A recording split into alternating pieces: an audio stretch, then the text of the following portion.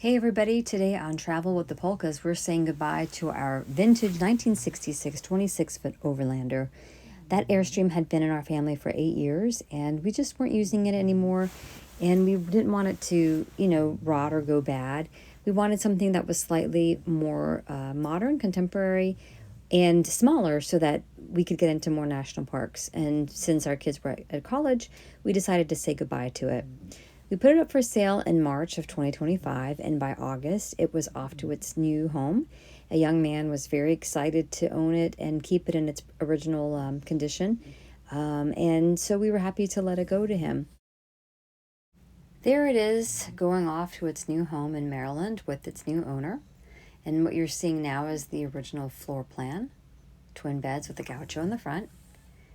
These are the original coverlets that came from Airstream.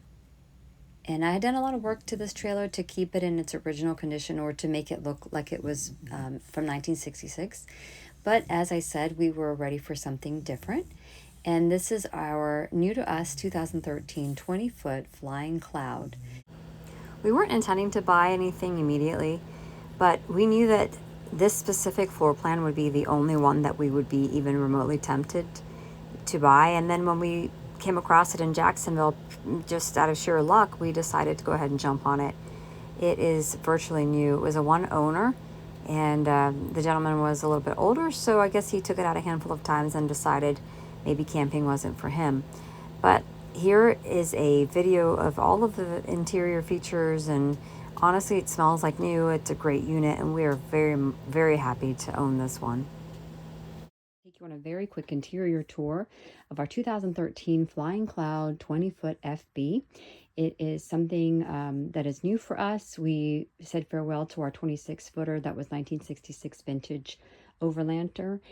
We wanted to downsize and get something slightly more current, up with the times, like microwave and TV and all that. So we bought this 2 weeks ago at Blue Compass RV in Jacksonville, where we had a very good experience, no musts or shenanigans, and we got some tires replaced on it, had the brakes and axle serviced, and now we are loading up. Mike is hitching up Mean Green, our 1997 Dodge Ram, 2500 diesel Cummins engine. We're getting ready to go in about 20 minutes, hopefully. So I just wanted to show you some of the things that we've done to get ready. This is our shakedown cruise, and hopefully it will be non-eventful, but again, just getting ready to go, and wanted to give you guys a quick tour. Just wanted to show you some of the things that we've done. I always use bins to keep things in place. I've got glasses in here, plastic sport cups. I've got camping mugs as well. This is much smaller than our old one, so I'm trying to be very, very lean. I've got Corel on a plate rack and some paper plates in the event that we have to boondock. This model has a bin, a locker, overhead locker above the sink, which the newer Caravels and Bambis don't have, which is why we like this one. We also like this one because we like the slightly more elevated features of the Flying Cloud. This has got a dual sink. I've already got fruit stored in there for the road. This is an empty bin ready for food if we buy anything along the way. Some minor things, of course, gotta have sourdough bread and wine, coffee. This has got a nicer stove than what they're currently offering on the newer models. This is a heavy-duty, great 3-burner stove. This one has a convection oven and microwave combo, which we really like. Underneath the sink, there is a groove for the trash can. I've got some cleaning supplies. Back there is a coffee maker. And in the way back, I've got some paper towels. This has the pull-out pantry, which I don't believe is an option anymore. I've got some minor, small things in there. Again, we're shakedown, so we're not trying to overpack right now. This is the original cutlery tray, which I found another one that can stack on top so I can get maximum amount of depth and purpose out of it.